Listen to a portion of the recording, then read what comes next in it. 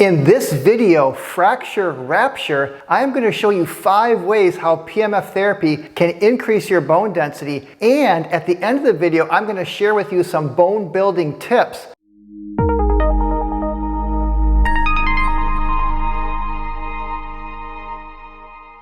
Hello, this is Bryant Myers, author of PEMF, The Fifth Element of Health. I've spent 25 years and $750,000 investigating energy medicine and studying with many of the world's experts. And I've come to the conclusion that PEMF therapy is the best of the best of all of energy medicine. In this video, we're going to go through how PEMF can increase your bone density and help to prevent and even reverse bone loss issues like osteopenia and osteoporosis. And if you have any type of fracture, whether it's recent or long-standing that never healed right, PEMF therapy can help. So now your bones are incredibly strong, or they should be. A young person's bone, just a cubic inch, can actually withstand 19,000 pounds of force. Just incredible strength. In fact, bones are stronger than steel and 4 times as strong as concrete. So what happens? Why are we so susceptible to fractures when we get older? Well, it has to do with bone density, which we'll talk about in a minute. But before we do, let's talk about the 2 main types of fractures. And fractures affect 6.3 million people a year in the US. The first is your high impact fractures.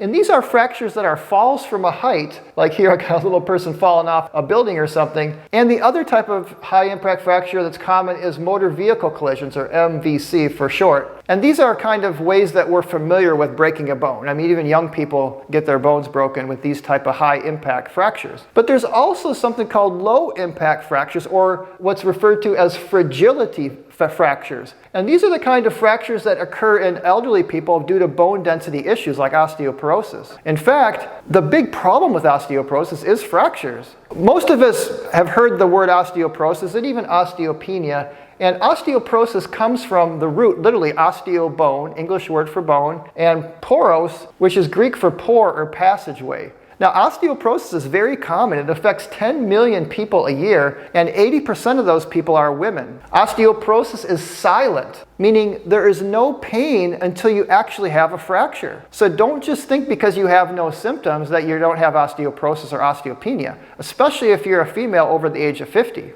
And like I said, the main complication of osteoporosis is fractures, and half the women over age 50 experience a fracture due to osteoporosis. Okay, so now I want to talk about the main types of fractures that are associated with osteoporosis. And here's my trusty assistant, Steve, here to help me to demonstrate. He doesn't really appreciate it, but I had to borrow his leg for a minute. So the most dreaded type of fracture due to osteoporosis is a hip fracture. And how this happens is that the femoral head here, you get a fracture in this head, and hip replacement surgery is essentially sawing this off and putting in a prosthetic type of ball and socket. And it's incredibly invasive, highly risky, and believe me, you want to avoid a hip fracture and hip replacement surgery.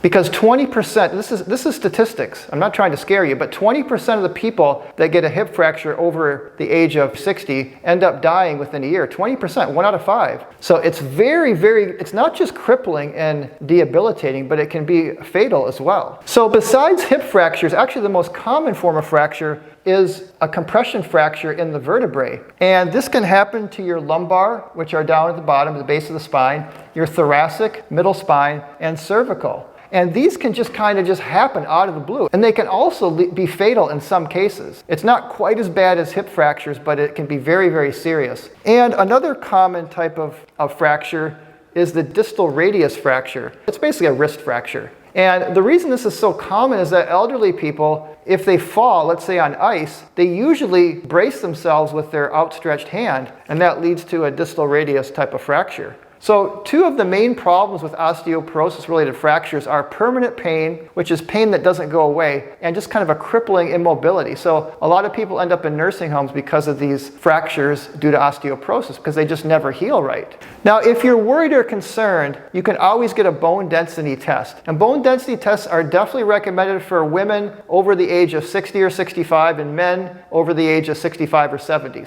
And one of the more popular type of bone density scans is what's called DEXA, which is dual energy X-ray absorptiometry. And basically what this is doing is it's using like dual X-rays to measure the mineral density in your bones. And they give you a score, and depending on what your score is, will tell you if your bone density is normal or if you have osteopenia or osteoporosis, and it's all based on statistics. So what are some risk factors for osteoporosis? If you have a history of corticosteroids or other medications, there's a lot of medications that can lead to bone loss, so make sure to check the contraindications on whatever medications you're taking. If you have a family history, or if you have a history within yourself of having a fracture when you were younger. So women, obviously this is a biggie, 80% of osteoporosis is women, and it's because women have thinner bones, and when they reach menopause, their estrogen levels decline, which does lead to bone loss. That hormone is responsible for bone density. If you weigh less than 127 pounds, you're at risk. If you're a smoker, you're at risk. Obviously, a low calcium diet, lack of vitamin D from sunlight,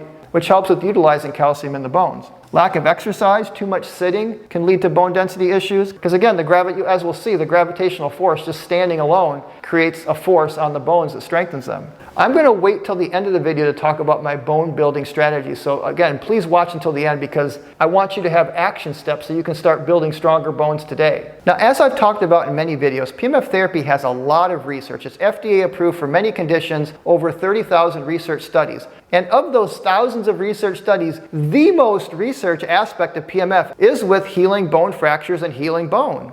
But let's look at some of the research here on how PMF therapy can increase bone density. So it goes way back to the 60s and 70s with Bassett and Robert O. Becker and their original collaboration, showing that both microcurrents, and then Bassett showed that PMF therapy can induce microcurrents. But in both cases, these healing microcurrents stimulated bone density and stimulated non-union fractures or even just fresh fractures. In fact, PMF therapy was so good at helping to stimulate the healing of bones that in 1979, the FDA approved PMF therapy for non-union bone fractures. Again, that's fractures that don't heal within 6 months. So here's a little picture, and I've showed this in other videos, of Bassett's research-proven, FDA-approved PMF device. And to this day, not the exact version that Bassett developed, but to this day, the same waveform and the same energy is being used in an FDA-approved bone-stimulating device. So it's still, even in 2020, FDA-approved for bone fractures. And if you go to an orthopedic surgeon and have a non-union fracture, or a fracture that's not healing properly, he or she may prescribe you a PMF device. Again, it's FDA approved, so it can be prescribed.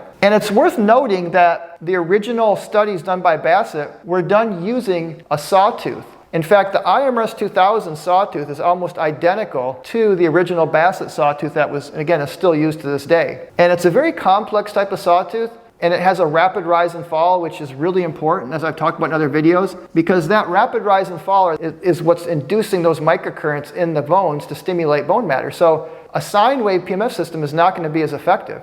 And again, Bassett looked at many different waveforms, and he found this sawtooth was the most effective for healing bones. And again, this is one of the reasons why I recommend the IMRS, because it's not just bone cells, but all cells get regenerated in similar ways. So what's good for the bones is also good for cartilage and other tissues. So now I want to talk about 5 research-proven ways how PMF therapy can help to strengthen your bones. The first way, which was discovered by Robert O. Becker and Andrew Bassett way back in the 60s and early 70s, was through the piezoelectric effect. And piezoelectric is literally pressure electricity. What I have here is from a company that makes these flash rocks, are quartz crystal piezoelectric crystals. And if I rub them together in the dark, I can see internal electricity and light.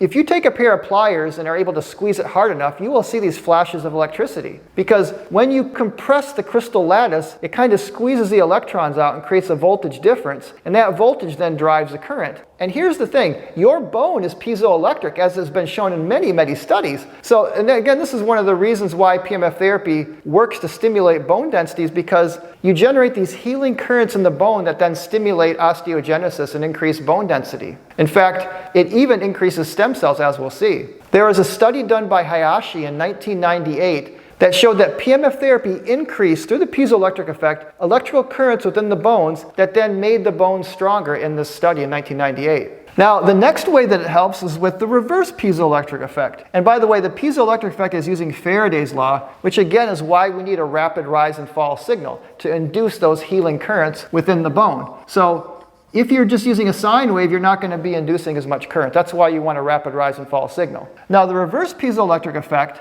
is going in the other direction, where PEMF therapy is now, by increasing those microcurrents, causes the crystals to vibrate. And through Wolff's law, the bone density or bone matter is laid down in the direction of that compression. So literally, PEMF therapy is cellular exercise. So you can go to the gym and do like strength training, and that's going to create those piezoelectric currents, which then strengthens your bones. So, bodybuilders that you can see their increased muscle mass, but if you could look inside at their bones would be thicker as well. We just don't see it because we're just seeing the muscles on the outside. But PEMF therapy can literally emulate exercise in the way that it causes this piezoelectric vibration, which is, by the way, how quartz crystals in your watch will vibrate to keep time. There was a study done in 1981 by S.F. Dealer where he showed that PEMF therapy stimulated piezoelectric currents that mimicked exercise. In fact, he talked about that in a study, how PEMF is very similar to exercise in the way that it strengthens the bones. So the third way that PEMF therapy helps with bone density is that it increases stem cells. And of course, stem cells are needed because if you have porous bone and your bone's broken down, you need to rebuild it up again, meaning you need to create new cells that can then differentiate into healthy adult bone cells or osteocytes. And there's much research showing how PEMF therapy increases stem cells. One was a study by Dr. Thomas Goodwin where he saw a 400% increase in neural stem cells. And there was another study done in 2002 by Li, Zhao, and Jing where they saw a 40 to 59% increase in stem cells. So this stem cell production is really key to healing and regeneration of not just the bones, but of any tissue, any disease, any problem. To create new tissue, we need stem cells. The fourth way that PEMF therapy can increase bone density is through increasing microcirculation through nitric oxide. Nitric oxide is an endogenous gas that's released on the inside of your blood vessels that widen and expand the blood vessels. In fact, Time magazine once called nitric oxide molecule of the year. And it's really important to note that bones aren't some dry, hardened material like this plaster here, or whatever they use to make these model bones. Bones are very wet. They're like liquid crystalline. And even though these models kind of show you the overall form, they don't show you the richness of all the blood vessels. In fact, the circulation and the blood vessel networks in the bones are some of the most mysterious and least understood in the entire body. There's a lot of rich microcirculation that gives rise to the bones. And so by increasing microcirculation, there's many studies that show that PEMF therapy increases bone density. There was one study done in 2002 by Dinez where he showed that PEMF therapy increased nitric oxide, which then led to an increase in bone proliferation. And this means that the bone cells divided and became healthy new bone matter. And the fifth way that PEMF therapy helps with bone density, as has been research proven, is through its ability to work hormonally by decreasing a parathyroid hormone that inhibits bone growth. So by inhibiting the inhibitor, you end up with increased bone density. In fact, there was a study done in 1998, 1999, and 2001 by Endurain, Goldner, and Hermeyer. And they showed the parathyroid inhibiting effects of PEMF therapy, which then led to an increase in bone density. So now I want to go through my top bone building tips. The first is nutrition. So obviously it goes without saying that we need a good nutritional protocol because PEMF therapy will bring the energy to your body and your bones, but you still have to give your body the raw materials to build new bone matter. And the most important nutrients are number one, protein. Bones are 50% protein and collagen, so you have to make sure you get enough protein in your diet. And there are some really good plant-based sources of protein if you're a vegan. The second important nutrient, which we all know, is calcium. One study showed that 32% of adults are deficient in calcium. The next nutrient is vitamin D3, and vitamin D3 is really important, which we get from sunlight, but you can also take it supplemental, especially if you live in areas with not much sunlight. And it's much more than for building bones, but we're just focusing on bone density in this video. The next thing that you need is vitamin K2-7. That's been research proven to be the best form of vitamin K. And vitamin K is a recycler of calcium. It helps to make sure you don't lose too much calcium, then you can recycle it and that way retain your bone. The next vitamin is vitamin C, and vitamin C makes calcium more soluble, so again you could absorb it better. And there are many other minerals too, like manganese, magnesium, silica, boron, and a few others. But there are good bone building formulas on the market. I'll put an image here of one that I'm taking, and it's got all these minerals I'm telling you about. But do your own research. Just make sure you're getting a good source of these important bone building minerals and vitamins. Okay, so nutrition is incredibly important. You really have to make sure you're getting good nutrition. Another important thing with nutrition is to make sure you eat a high alkaline diet, because if you're too acidic, your body will leach calcium from your bones to neutralize those acids. And there's a lot to say on eating an alkaline diet, and do some research on your own, but it's really important to make sure you're not getting too much acidic foods and too much acidity in your diet, because that will leach calcium from your bones. So if you're smoking, stop smoking.